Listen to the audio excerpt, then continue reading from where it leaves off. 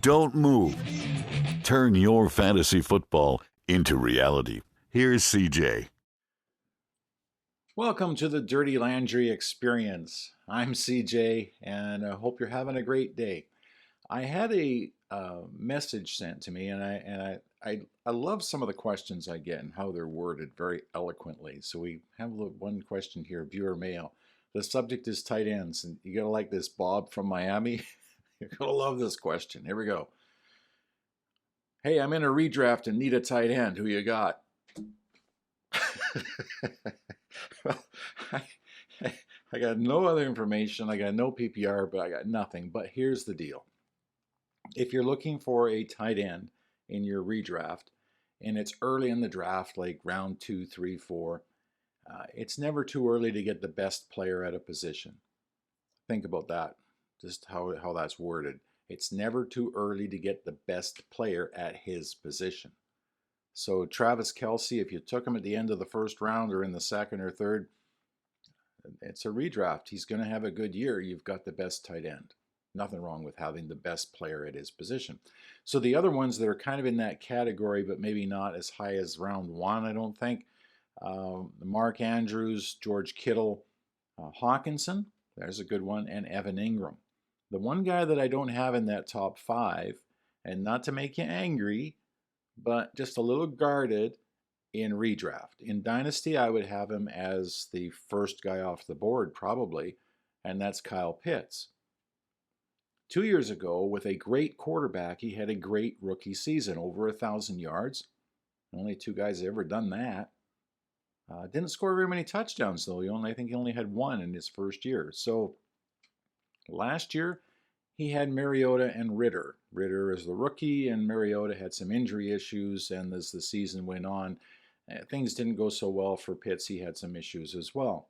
So year 2 wasn't as good, but year 3 should be fine. But should be versus he will be, there's your difference, and that's why I don't have Kyle Pitts in that top 5 group. But I've got him as a solid 6 with a lot of upward motion. The guy could very easily be the number 1 guy. But remember, he might be a world-class tight end, generational, as some guys would say, but you also have a running back there who's going to command a lot of attention this year, that Bijan Robinson, and you have a very good wide receiver in Drake London, but you still have a quarterback who has not played a full year yet in the NFL. He's been with the team for a year, but this is his first, hey, you're the starter, get on with it and go. Put up time or shut up time. So those are the things, those are the reasons why Pitts, to me, is not one of your top 5 tight ends in redraft. Dynasty, yeah, go ahead, take him. There's never too early. The guy's going to be probably a phenomenal tight end for a long time.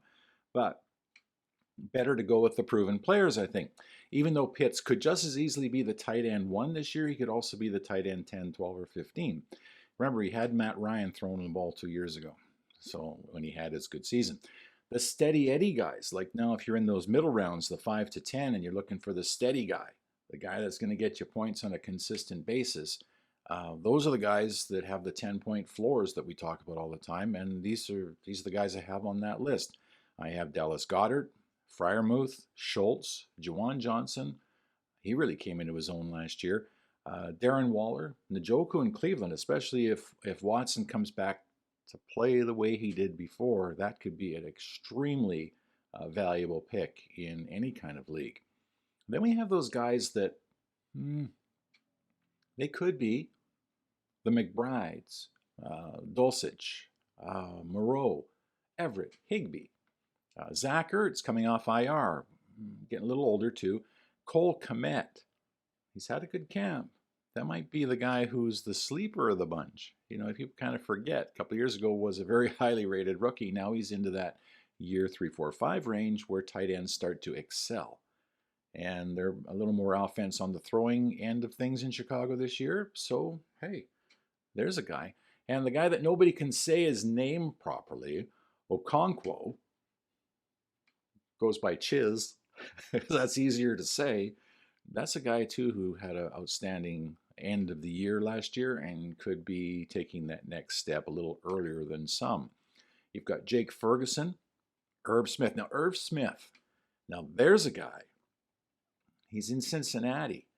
And if he stays healthy, which has been his issue, that could be an extremely good pick. But these aren't guys you're going to take in round 5, 6, 7. These are guys you're taking a little bit later.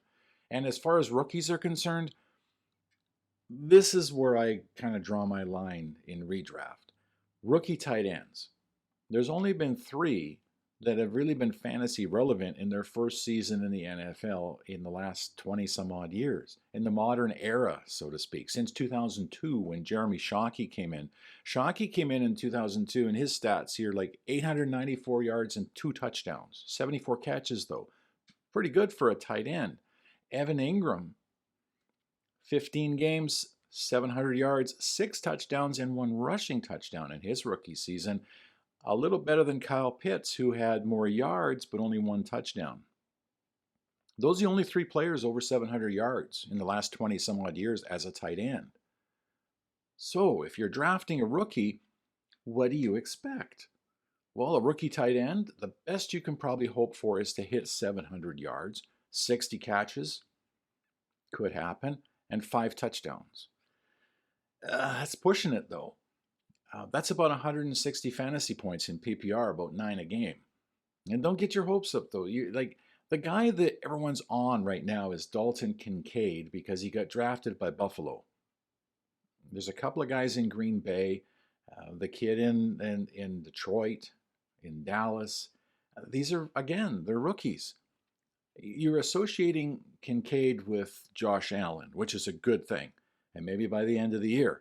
But remember, the Bills have Stephon Diggs, who's complaining about not getting enough balls. They've also got 2 good running backs there, a quarterback who likes to run, Dawson Knox, he's no slouch, and Quentin Morris. So you've got a year 5 tight end there, a year 3 tight end, and a rookie. And statistically, the 5 and the 3 are the ones that are going to get most of the touches, and they're the ones that are going to come into their own this year. So be guarded on Dalton Kincaid. By the end of the year, he might be their tight end 1. But for the first half of the season, if you take him early in your draft and you have him and you're counting on him to be your tight end 1 or any rookie to be your tight end 1, I think you're going to be in trouble.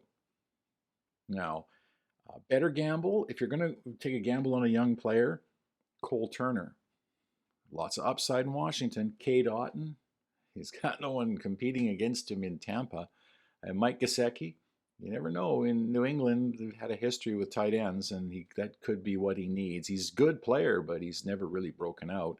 And Noah Fant in Seattle might be a guy you want to take a chance on. Like, he's always been good, but year 2 with the quarterback in the new system and stuff, that might be the guy that you might want to grab late in your draft as well.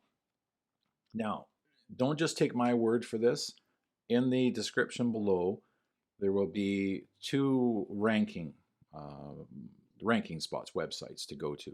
Just you can click and go look at the score. Justin Boone always has a good list of players. He'll have his tight ends and everything sort of broken out as to what type of league it is, PPR, etc. And Fantasy Farm Sports. Go take a look at that. The 2 links are below. Click on, take a look at the tight ends, and see what you think. In my world, though, I think if you're going early, those are the guys, the 5 guys that you want. And Kyle Pitts is the big question mark there because he could just turn out to be the tight end 1 and be the phenom that everyone thinks he's going to be, or he could just be sitting in that 6, 7, 8 range and be another year before we see the real Kyle Pitts with Desmond Ridder taking that step up and so forth. So it's a team on the rise, but in Dynasty, that's what you're looking for. In redraft, the established player, I think, is a better bet. So there you go. There's our tight end rankings. I'm CJ. This is the Dirty Landry experience. Letters, send them. You know, we talk about anything that we care to. If you have something you want to talk about, send it. Like, subscribe. See you soon. Have yourself a great day.